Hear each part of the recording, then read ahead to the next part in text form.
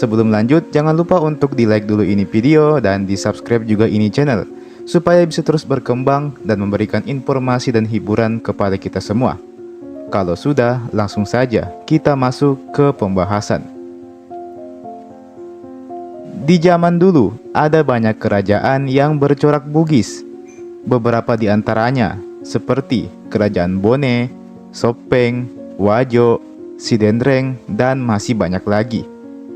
Kerajaan-kerajaan Bugis ini tentu saja diatur oleh sistem dan norma-norma adat yang telah mereka tetapkan untuk dipatuhi secara bersama. Salah satu norma adat yang mereka patuhi adalah larangan perbuatan zina. Yap, perbuatan zina adalah perbuatan yang sulit sekali dimaafkan di kalangan masyarakat suku Bugis. Di zaman dulu, siapapun yang berbuat zina, mau itu rakyat biasa atau bahkan raja sekalipun, maka pasti dia akan dihukum dan bahkan sampai dieksekusi. Demikian ketatnya aturan ini, sampai-sampai sangat jarang ada orang yang berani melanggarnya. Adapun nama aturan adat pada suku Bugis kala itu disebut juga dengan nama Malaweng. Malaweng berasal dari kata lawa yang artinya pemisah, pagar, dan penjaga. Jadi inilah aturan adat atau hukum adat yang harus dijaga, dipatuhi, dan dihormati oleh orang-orang Bugis kala itu. Nah, ternyata ada raja yang malah melanggar aturan adat ini. Bagaimana ceritanya? Sekarang mari kita menuju ke Kerajaan Bone di Sulawesi Selatan, yang mana di sini dulunya ada seorang raja yang berbuat zina. Namanya adalah La Inca. Beberapa sumber menyebutnya dengan nama La Ica. Dia adalah Raja Bone atau Arumpone yang ke-8 dan memang terkenal dengan sikapnya yang semena-mena. Sudah bukan cerita asing lagi kalau dibilang La Ica ini adalah raja yang kejam dan suka semaunya sendiri. La Ica sendiri adalah Arumpone atau Raja Bone ke-8 yang naik tahta menggantikan Raja Bone sebelumnya, La Tendrirawe, yang meninggal dunia pada tahun 1584. La Ica tercatat memerintah selama kurang lebih 11 tahun, yaitu mulai dari tahun 1564 hingga 1565. Sedangkan ada juga sumber yang mengatakan kalau masa pemerintahannya ini cuma setahun saja. Nah, selama masa pemerintahannya, dia memang dikenal sebagai raja yang tidak becus, selalu berbuat menyimpang dan tidak menjalankan amanat kepemimpinan yang diberikan kepadanya. Satu kejahatan yang pernah dia lakukan adalah kedapatan sedang memperkaos istri orang lain. Hal ini sejalan dengan buku yang ditulis oleh Muhammad Sikki yang berjudul Nilai-Nilai Budaya dalam Susastra Daerah Sulawesi Selatan, di mana dia menuliskan, di dalam pemerintahan La Inca, sejarah Bone tercoreng arang karena nilai-nilai kejujuran telah dilanggar oleh raja yang sedang berkuasa. La Inca tertangkap basah sedang memperkaos istri orang lain. Demikian catatnya. Dikarenakan telah mencoreng nama baik kerajaan Bone, maka hukuman pun dijatuhkan kepada La Inca ini. Penghukuman La Inca dilakukan oleh kakeknya sendiri yang bernama Arung Majang. Dia membunuh La Inca di tangga rumah panggungnya. Oleh sebab itulah La Inca ini diberi gelar Matinroe Ri Adenena, yang artinya yang tertidur di tangga. Sedangkan kalau menurut sumber lain dijelaskan bahwa para petinggi istana telah geram dengan tingkah dari La Inca ini. Alhasil, mereka menyusun siasat dan dilaksanakanlah pembunuhan secara rahasia dari pihak kerabat La Ica itu sendiri, di mana La Ica dieksekusi dan tewas di tangga rumahnya sendiri.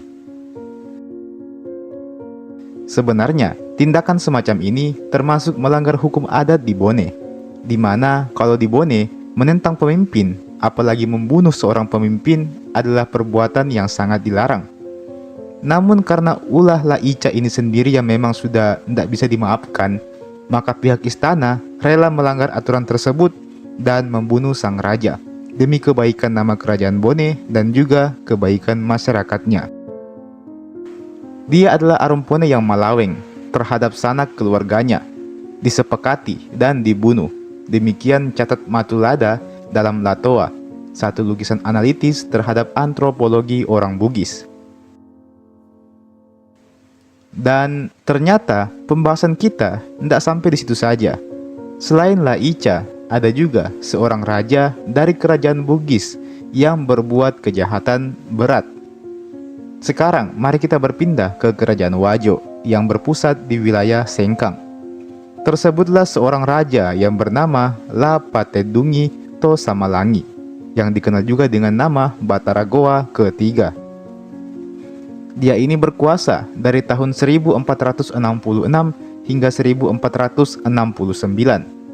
Kejahatannya 11-12 dengan Laica, di mana dia kerap kali mensinai gadis-gadis yang notabene adalah istri orang. Perbuatan sang raja ini tentu menciderai prinsip hidup suku Bugis yang dikenal juga dengan nama siri atau rasa malu. Para suami yang istrinya dibegitukan merasa bahwa harga diri mereka atau siri mereka telah hancur. Perihnya lagi karena yang menghancurkannya adalah raja mereka sendiri. Kejahatan Lapatedungi ini semakin berlanjut. Dia menyuruh menggantung kelambu di hari pasar dan memasukkan perempuan-perempuan yang disukainya ke dalam kelambu, kemudian perempuan-perempuan itu diperkaos olehnya. Demikian tulis Ahmad Ubbe.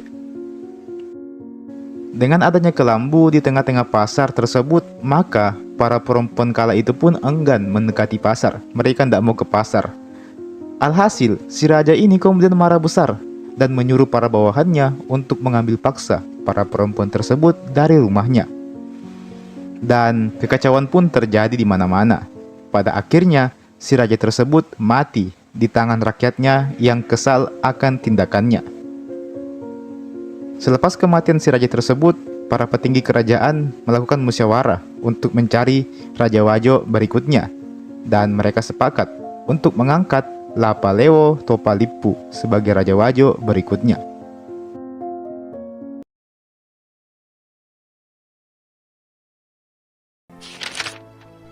Pada waktu itu, waktu di mana kerajaan Bone belum terbentuk, sejatinya telah ada beberapa kelompok yang menghuni wilayah Bone.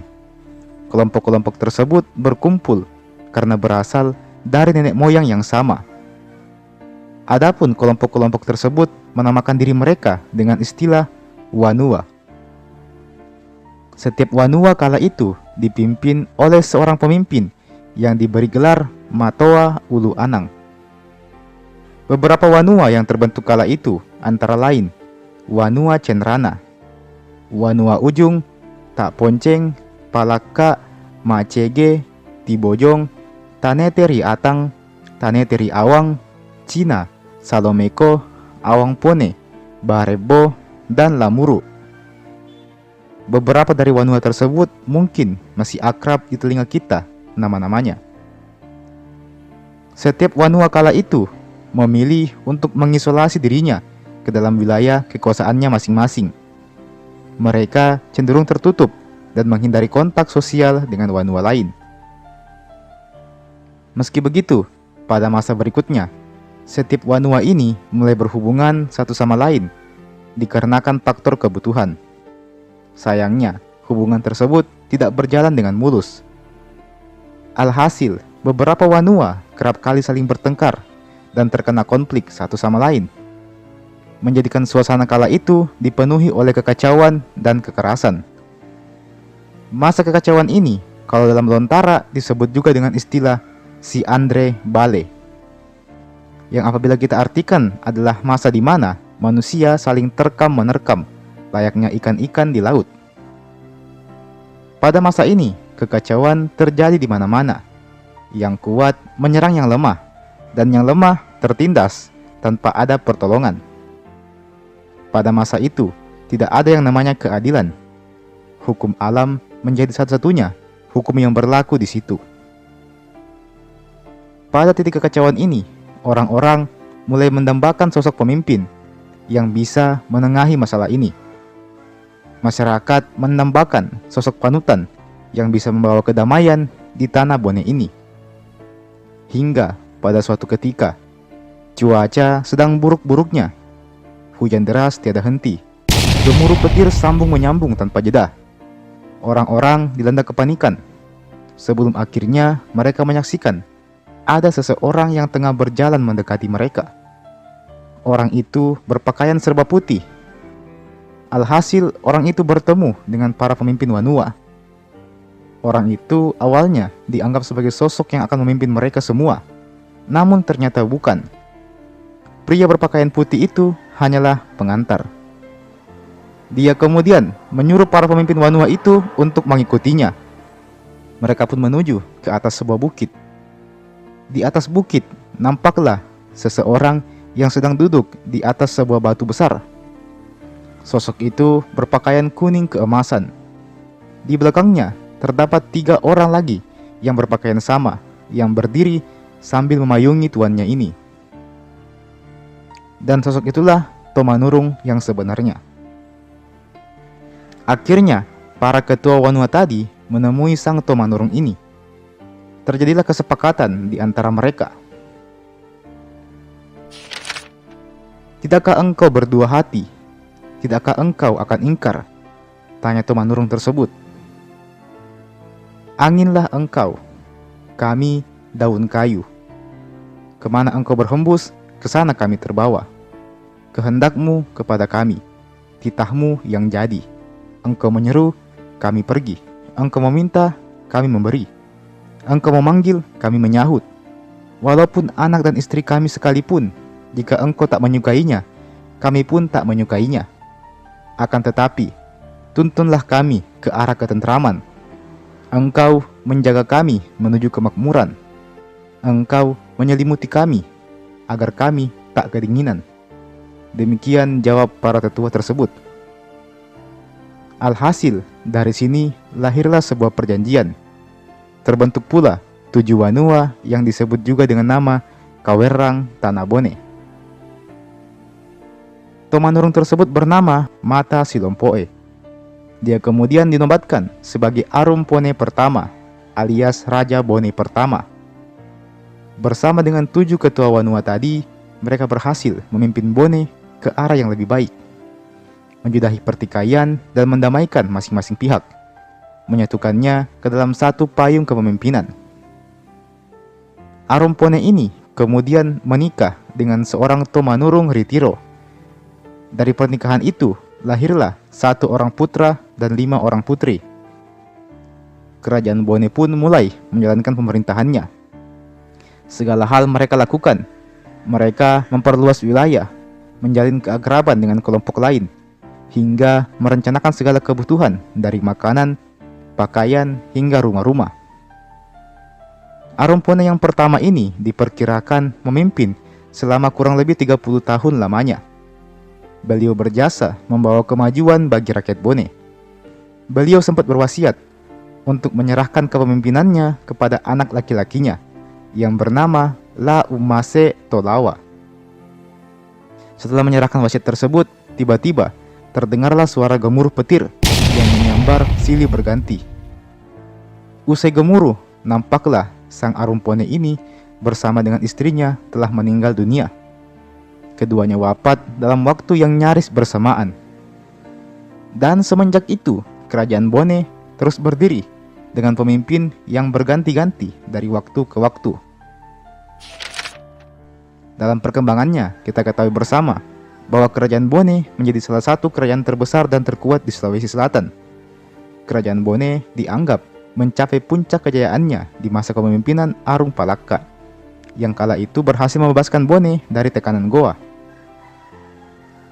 Kerajaan Bone hingga saat ini tinggal menjadi kenangan saja. Raja terakhir Bone bernama Lapa Benteng Petalawa telah lama wafat di tahun 1951 yang lalu.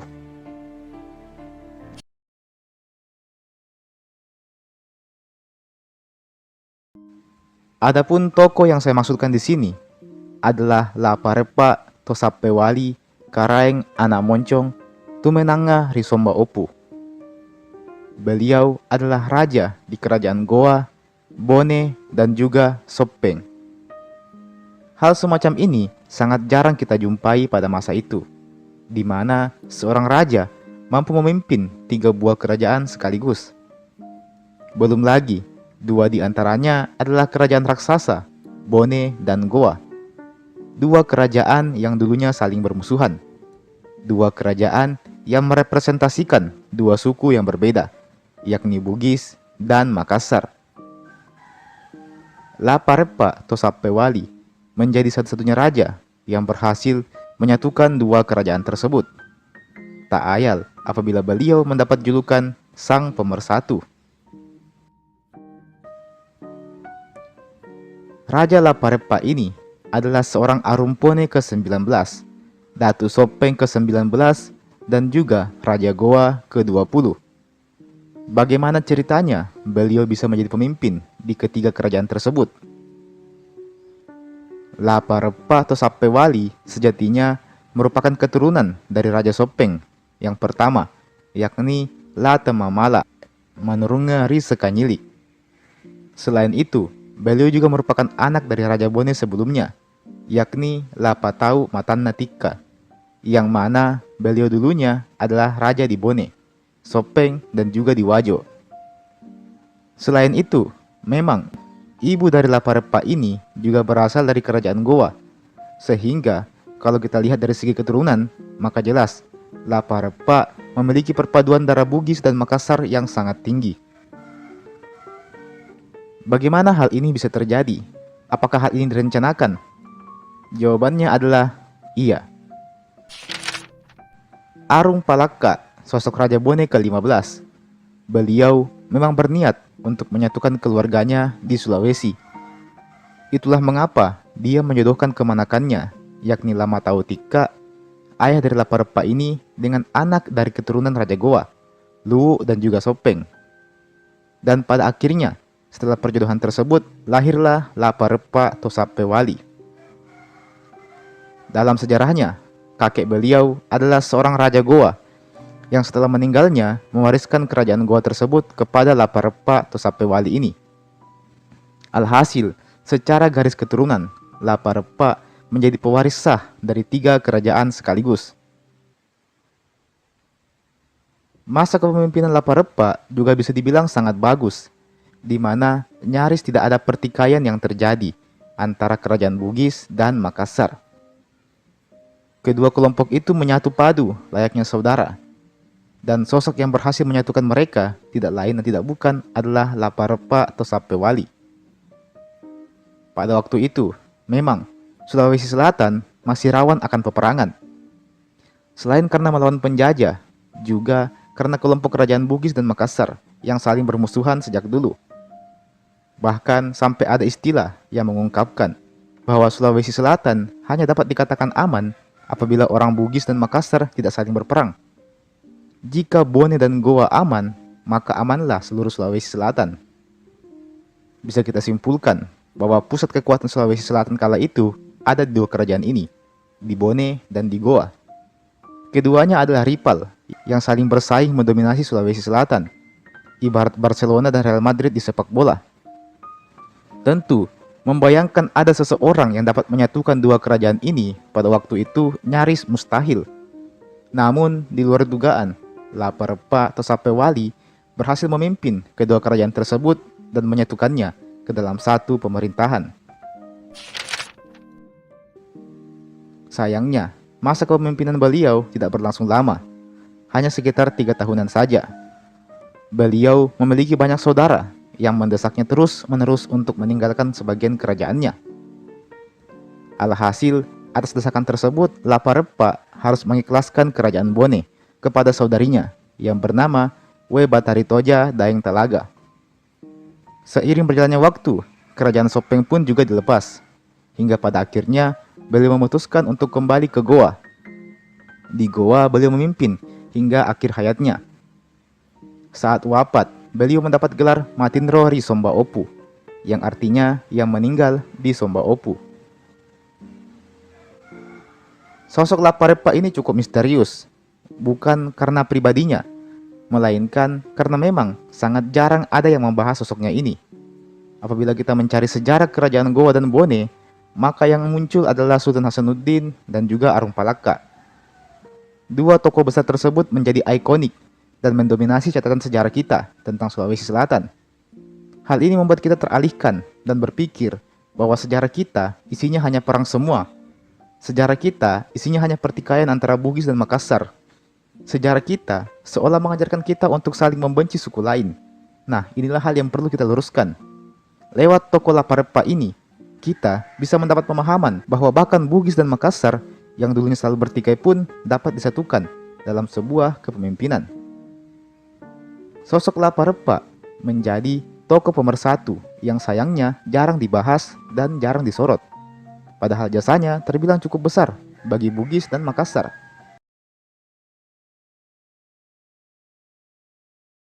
Opu Daeng Cela alias Engku Haji adalah seorang bangsawan Bugis yang bermigrasi ke wilayah Riau. Di Riau, dia mendapat gelar yang di Pertuan Agung. Dalam hal ini, tugasnya adalah sebagai pembantu sultan dalam urusan pemerintahan di Kerajaan Riau, Johor.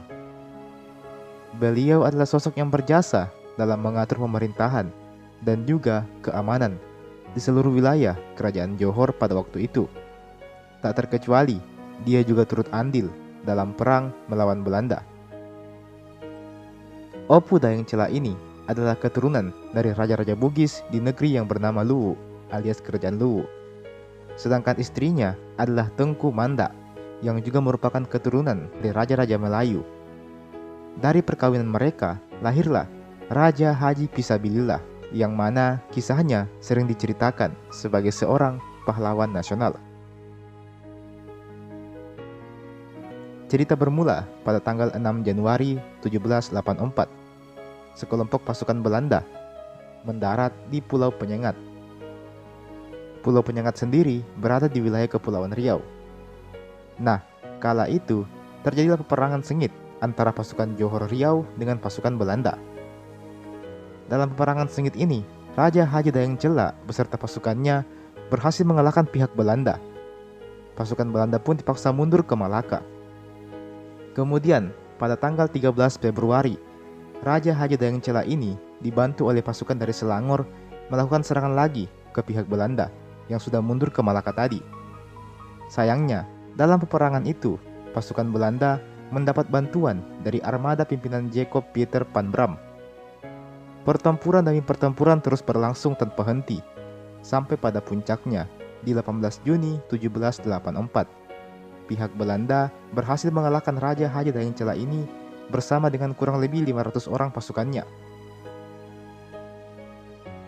Dari peristiwa ini, Raja Haji Daeng Cela pun ditetapkan sebagai pahlawan nasional dari Provinsi Riau pada tahun 1997 silam. Selain itu, cucu beliau juga mendapat gelar sebagai Bapak Bahasa Indonesia, yakni Raja Ali Haji. Ditetapkan pula sebagai pahlawan nasional di tahun 2004 silam.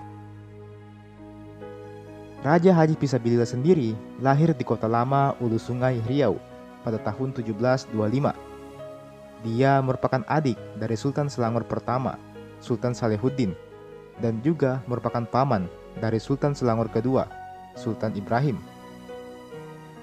Secara keturunan, Raja Haji Pisabilillah ini merupakan campuran Bugis dan Melayu. Raja Haji sendiri menggantikan posisi ayahnya di usianya baru menginjak 19 tahun. Kerajaan Riau Johor di bawah pemerintahan beliau ini memang mengalami kemajuan yang terbilang cukup pesat. Belum lagi cakupan wilayahnya yang amat sangat luas, yakni meliputi Johor, Pahang, Singapura, Kepulauan Riau, dan beberapa daerah lain di Sumatera. Dalam 10 tahun kemudian, beliau diangkat menjadi Yang di-Pertuan Muda 4 tahun 1777. Berkat ini, Kerajaan Riau Johor mengalami kemajuan pesat dalam berbagai bidang, utamanya dalam bidang pertahanan dan keamanan. Semua berjalan dengan aman dan tentram sebelum pihak Belanda menyerang, sebagaimana yang saya ceritakan di atas tadi. Dalam perang itu, Raja Haji Pisabilillah ini meninggal dunia di wilayah Teluk Ketapang. Beliau kemudian dimakamkan di Melaka, sebelum akhirnya dipindahkan ke Pulau Penyengat. Untuk mengenang jasa beliau ini, namanya diabadikan sebagai nama Bandar Udara Tanjung Pinang. Selain itu, kita juga dapat menjumpai monumen pahlawan nasional perjuangan Raja Haji Fisabilillah ini di tengah kota Tanjung Pinang. Dari sini kita bisa belajar bahwa ternyata banyak tokoh-tokoh zaman dulu yang berasal dari suku Bugis. Dalam hal ini Bugis Luwu ya teman-teman. Dari sini juga kita bisa belajar tentang arti kepemimpinan dan persatuan. Hal ini terbukti dari wasiat beliau pada waktu sebelum mangkat dari jabatannya. Beliau mengatakan, "Ketahuilah olehmu, wahai umat Melayu, peperangan ini bukanlah peperangan orang-orang Bugis, tetapi ini adalah peperangan untuk mengembalikan marwah dan kehormatan diri orang-orang Melayu yang telah dipijak-pijak oleh Belanda laknatullah. Akan tetapi, Belanda itu telah mencanangkan bahwa aku dan sekalian orang Bugis tidak berpuas hati dengan pengagihan hasil rampasan tembakau dari kapal Betsy kepunyaan Perancis yang menceroboh Selat Melaka kala itu. Adapun kita adalah orang-orang Melayu yang beriman kepada Allah Ta'ala, juga meyakini bahwa peristiwa itu hanyalah asbab yang telah menyatukan orang-orang Melayu. Orang Serani, Cina, dan India juga turut bergabung dengan kita dalam peperangan ini. Kita kejar Belanda seperti tikus yang dikejar naga berkubu di kota Melaka." Dari pesan ini, kita bisa memahami bahwa sang Raja Haji ini mampu menyatukan setiap golongan masyarakat kala itu untuk bersatu melawan musuh yang sama, bangsa kulit putih dari Eropa yang tidak lain adalah Belanda. Beliau menegaskan bahwa ini bukanlah masalah orang-orang Bugis saja, melainkan juga masalah orang-orang Melayu dan segenap etnis yang berada di kerajaan tersebut. Meskipun pada akhirnya beliau wafat dalam peperangan tersebut, namun kisah beliau ini selalu abadi di hati masyarakat, utamanya masyarakat Riau, sampai saat ini.